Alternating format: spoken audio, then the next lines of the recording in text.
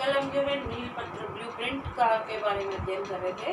उसमें हमने ब्लूप्रिंट का अर्थ, परिभाषा और बनाने में रखने वाली सावधानियों का अध्ययन किया था। आज हम जो ब्लूप्रिंट का जो निर्माण किया जाता है वो 3 आधार पर किया जाता है। जिन 3 आधार पर ब्लूप्रिंट का निर्माण किया जाता है उन 3 आधार का अध्ययन करेंगे। ब्लूप्रिंट बनाने के लिए जो है 3 प्रमुख रूप से आधार माने गए हैं। वह है उद्देश्यवार अंक विभाजन, विषय वस्तु के अनुसार अंक विभाजन और प्रश्न पत्र के अनुसार अंक विभाजन। जब हम ब्लूप्रिंट का निर्माण करते हैं तो जो अंकों का विभाजन हम करते हैं, अर्थात अंकों के बारे में जो विभाजन की उद्देश्य निर्धारित करते हैं वो हम 3 आधार पर करते हैं। तो उद्देश्यवार से तात्पर्य है जो हम उद्देश्य ज्ञान, अवबोध, ज्ञानो उपयोग उद्देश्य निर्धारित करते हैं, उन उद्देश्यों में कितने क्वेश्चन हम ले रहे हैं और कैसे ले रहे हैं, उसका विभाजन किस प्रकार से कर रहे हैं, इसका उसमें वर्णन किया जाता है। इसके अंदर जो है ज्ञानात्मक ज्ञान, अवबोध, ज्ञानो उपयोग और कौशल जो मुख्य रूप से शिक्षण उद्देश्य होते हैं उनके आधार पर विभाजन किया जाता है। विषय वस्तु के अनुसार में क्या है, जो आप विषय वस्तु पढ़ा रहे हो, जो आपका जैसे आप हिंदी है, हिंदी में आपकी विषय वस्तु क्या है, आप गद्य में क्या पढ़ा रहे हो, पद्य में क्या पढ़ा रहे हो, व्याकरण में आपने क्या पढ़ाया है। अब उस व्याकरण में क्या समास पढ़ाया है, संधि पढ़ाया है, संज्ञा पढ़ाई है, वो आएगी। और गद्य पद्य में जो लेसन का नाम है वो आएगा।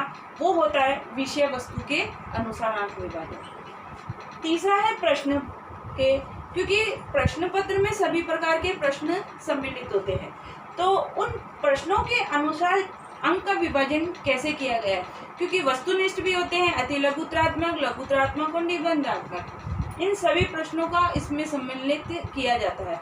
तो इन सब का विभाजन, अंक का जो वेटेज है वो किस आधार पर दिया गया है वो इसके अंतर्गत आएगा।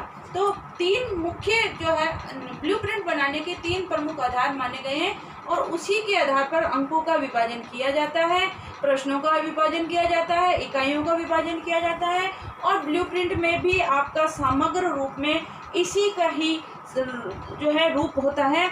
जब हम इसको और उसको टैली करेंगे तो दोनों चीज़ समान आनी चाहिए, योग हमारा समान आना चाहिए। यदि समान नहीं होगा तो हमारा ब्लूप्रिंट भी सही नहीं होगा। इसलिए जैसा विभाजन हम यहाँ कर रहे हैं वैसा का वैसा आपका ब्लूप्रिंट में होगा और उसी के अनुसार आपके पेपर में जो है क्वेश्चन पेपर बनेगा। वही उतने ही प्रश्न आएंगे, उतना ही ज्ञान को वेटेज होगा, उतना ही अवबोध को होगा, उतना ही प्रश्नों का होगा। सारी चीज़ इसी के अनुकूल उसमें हमको बैठानी होती है। वही ब्लूप्रिंट सही माना जाता है जो इस दोनों में मिलान करने पर एक जैसा दिखाई दे, एक जैसा ही हो, दोनों में कोई अंतर ना हो। तो पहला है उद्देश्यवार विभाजन।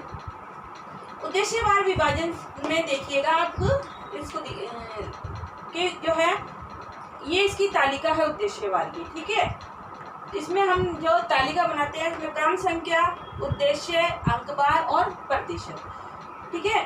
उसके बाद उद्देश्य में ज्ञान, जो ज्ञान का जो उद्देश्य है उसको सबसे ज़्यादा वेटेज दी जाती है, क्योंकि ये बौद्धिक स्तर से संबंधित होता है। ज्ञान कि बालक ने कितना ग्रहण किया ये उसकी बौद्धिक क्षमता पे निर्भर करता है। तो ज्ञानात्मक जो उद्देश्य है उसको जो है उस अंक बार कितने दिए हैं, 10 अंक दिए हैं, ठीक है। अपना जो अंक का विभाजन है टोटल इसमें कितने को होगा वो अभी हम टोटल करेंगे तो उसमें निकालेंगे कि 10 अंक हमने इसमें ज्ञान को दिए हैं, ठीक है। और परसेंटेज कितनी हो गई, 40 हो गई। इसके बाद अवबोध जो है उसको 8% दिए, 8 अंक दिए हैं। 8 अंक का 32% हो गया, ठीक है। अभिवृत्ति को जो है 5 अंक दिए हैं, इसका 20% हो गया। और कौशल जो है इसको 2 अंक दिए हैं और इसको कितने हो गया, 8% हो गया। तो हमारे कुल जो है अंक बाहर कितना हो गया, 18 और 19, 20 और 25, अर्थात हमारा जो पेपर है वो कितने नंबर का है, 25 नंबर का, ठीक है। तो 25 नंबर का है और इसकी टोटल मारेंगे तो कितनी आ जाएगी, 100। ये विभाजन हो गया। अब ये जो निकालने का तरीका है ये कैसे होगा, ये आपको निकालने के लिए क्या करना पड़ेगा, 100 इंटू 25 इंटू जैसे 10 है ना, कि ये ज्ञान के 10 दिए हमने तो यहाँ 10 आ जाएगा। ठीक है, तो अब ये कितने 4 से गया, यहाँ टोटल कितनी हो गई 40%। ऐसे ही सारा परसेंटेज हम निकालते चले जाएंगे सभी उसमें। परसेंटेज यहाँ की परसेंटेज टोटल बराबर आनी चाहिए, ये टोटल बराबर आनी चाहिए। अर्थात ये है कि हमारा जो प्रश्न पत्र है वो 25 नंबर का है। 25 नंबर में हमने उद्देश्यवार विभाजन जो किया है उसमें ज्ञान के 10 अंक, अवबोध के 8 अंक, अभिवृत्ति के 5 अंक और कौशल के 2 अंक, तो ये हमारा विभाजन रहेगा। इसी प्रकार से आपको उसमें विभाजन करना होगा। और आपके क्वेश्चन पेपर में भी नील पत्र से संबंधित प्रश्न आता है तो आप उसको इसी प्रकार से अटेंड करेंगे। और ये प्रश्न भी एक बार याद करने से अच्छे से याद समझ आ जाना चाहिए, नहीं समझ आता है तो वो उसमें गलती हो जाती है। दूसरा है विषय वस्तु के अनुरूप अंक विभाजन। अब विषय वस्तु के अनुरूप जो है उसकी तालिका मैं आगे बनाऊंगी। अभी प्रश्नवार दूसरा देख लीजिए कि प्रश्न के जो प्रश्नों के विभाजन है, अर्थात जो हमने उसमें प्रश्न लिए हैं उसमें सभी टाइप के क्वेश्चन होंगे। निबंधात्मक प्रश्न जो है एक होता है क्योंकि वो बड़ा क्वेश्चन होता है, 30 से 40 मिनट का समय होता है। उसमें हमको बच्चों को वस्तुनिष्ठ, अति लघुतरात्मक, लघुतरात्मक सभी कराना है इकाई परक में। तो हमारा विभाजन इसमें एक ही प्रश्न जो होगा वस्तुनिष्ठ होगा जिसमें विस्तृत वर्णन किया जाएगा, मतलब 100 से 150 200 तक शब्दों में उसका उत्तर दिया जाता है। तो वो एक प्रश्न है, उस अंक बाहर कितना है 4 है, मतलब एक निबंधात्मक प्रश्न को 4 नंबर दिए हैं। लघुतरात्मक प्रश्न 4 है और उसके अंक बाहर है 8। अर्थात क्या हुआ, एक हर प्रश्न जो है 2 नंबर का है। लघुतरात्मक 4 क्वेश्चन है तो 8 हो गए। ठीक है, अति लघुतरात्मक जो है 4 क्वेश्चन है और 4 ही नंबर के हैं, मतलब 1 नंबर का एक प्रश्न पत्र हो गया। वस्तुनिष्ठ जो है 9 है, जो ऑब्जेक्टिव टाइप होते हैं ना, फिल इन द ब्लैंक्स और ऑब्जेक्टिव टाइप, वो इसके अंतर्गत आते हैं। तो वो 9 क्वेश्चन है और 9 नंबर के हैं, 1 नंबर का 1 है। तो टोटल उसके अंक बाहर को यहाँ पर योग में हमको दर्शाना होगा कि इसका टोटल जो है कितना क्वेश्चन है, कितने अंक है और कितने प्रतिशत। वो तीनों चीज़ आपकी एक्यूरेट आनी चाहिए। यदि सही नहीं आएगी तो आपका ब्लूप्रिंट जो है रॉन्ग हो जाएगा, गलत हो जाएगा। तो जो विभाजन यहाँ होगा वही हम ब्लूप्रिंट जब बनाएंगे उसमें पूरा, उसमें भी वो आपको जब कक्षा में बना के भी दिखाया हुआ है, बनाया हुआ भी है, उसमें भी उसकी जो है संख्या बराबर आनी चाहिए। इस प्रकार जो है अंकों का प्रश्नों के अनुसार विभाजन किया जाता है। ठीक है, अब है विषय वस्तु के अनुसार विभाजन। इसके बाद जो है विषय वस्तु के अनुसार अंकों का विभाजन। विषय वस्तु से तात्पर्य है आपने जो लेसन पढ़ाया है, जो पाठ पढ़ाए हैं उसमें के उसको आप परीक्षा में सम्मिलित करेंगे, उनको लोगे। अब किस पाठ को कितनी वेटेज दे रहे हो आप, उसका विभाजन किस प्रकार से किया जा रहा है। अर्थात आपने जो है ये देखो उप इकाई और प्रकरण, यहाँ इसमें हमको जो लेसन का नाम है वो लिखना है। तो जो गद्य का है तो गद्य का लिखोगे, पद्य का है तो पद्य। तो उसमें आप क्या करेंगे कि जैसे आप पाठ का नाम लिखा है ना, पाठ का नाम है आपका कि जैसलमेर की राजकुमारी, ठीक है, आपका गद्य में है तो उसमें आप ऐसे लिख के उसमें ब्रैकेट में गद्य लिख देना। ठीक है, और पद्य में जैसे सूरदास के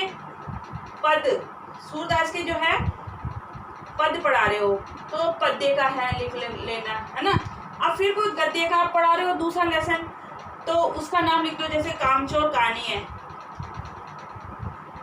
ठीक है, तो ये गद्य कर देना यहाँ पे। ठीक है, जैसलमेर की रानी, ये आपका लेसन का नाम है। और उसके बाद व्याकरण है, तो व्याकरण में आपने जैसे समास पढ़ाया है ना, और आप समास का ही टेस्ट ले रहे हो तो ये आपका इसमें आपको लिखना है। अर्थात उप इकाई में आपको पाठ का नाम लिखना है, और किस पार्ट को आप कितनी वेटेज दे रहे हो उसके अनुसार यहाँ पर अंक विभाजन करने हैं। और अंक आपके 25 नंबर हैं, ठीक है। अब 25 नंबर को ही आपको यहाँ विभाजित करना है, 25 से ज़्यादा नहीं होने चाहिए, और उसी के अनुसार आपकी परसेंटेज आती चलाएगी। जैसा मैंने आपको पहले बताया इसमें मैं कि कैसे परसेंटेज हम निकालते हैं, तो उसी के अनुसार आपको इसमें करना है। तो जैसलमेर की राजकुमारी जैसे आपका लेसन है, उसको आपने 8 नंबर दिए, इसको आपने 10 दिए, इसको आपने जो है 4 दिए या इसको 5 दिए, तो उसकी परसेंटेज और टोटल जो है बराबर आनी चाहिए, अन्यथा आपका ब्लूप्रिंट सही नहीं बनेगा। तो इस प्रकार से इन 3 आधार के जो है उद्देश्यवार प्रश्नों के प्रकार के अनुसार और विषय वस्तु के अनुसार जो है अंकों का विभाजन करके ब्लूप्रिंट का निर्माण किया जाता है, और बिना ब्लूप्रिंट के प्रश्न पत्र का निर्माण नहीं होता है। इस प्रकार से जो है आपके ब्लूप्रिंट बनता है, और बाद में फिर इसी को ब्लूप्रिंट में हम सामूहिक रूप में प्रदर्शित करते हैं, और जिसे देखते ही देखने वालों को पता चल जाता है कि किसको कितनी वेटेज दी गई है।